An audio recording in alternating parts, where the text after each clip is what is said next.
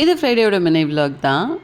எப்போவுமே சாப்பாடு வடிக்க தான் செய்வோம். பட் இந்த டைம் வந்து குக்கரில் வைக்கிற மாதிரி ஆயிடுச்சு. ஏன்னா லாஸ்ட் டைம் வாங்கின ரைஸில் ஏதோ சம்திங் சொதப்பலாயிடுச்சு. ஸோ அதனால் குக்கரில் வச்சா மட்டும் தான் சூப்பராக வருது. வடித்தோம் அப்படின்னா ஒன்று வேகாத மாதிரி இருக்குது, இல்லைனா ரொம்ப பெருசு பெருசாக இருக்குது, இல்லைனா ரொம்ப நேரம் எடுத்துக்குது வேகிறதுக்குன்ற மாதிரி.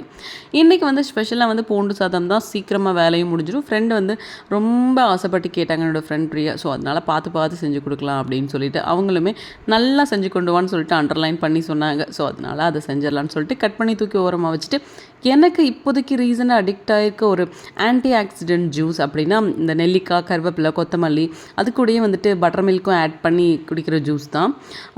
ரொம்பவே சூப்பராக இருக்கும். நம்ம நார்மலாக குடிக்கிற காஃபி, டீ, அதுக்கப்புறமா க்ரீன் டீ எல்லாம் விட இதில் அதிகமான ஆன்டி ஆக்சிடென்ட்ஸ் இருக்குது. ரொம்பவே சூப்பராக இருக்கும். அச்சுக்குமே வந்து கொஞ்சம் கொடுத்து பழகிட்டேன், அவனுக்குமே ரொம்ப பிடிச்சிருச்சு. பட் இந்த சம்மரில் வந்துட்டு இந்த மாதிரி ஒரு ஜூஸ் வந்து ரொம்பவே சூப்பராக இருக்குது.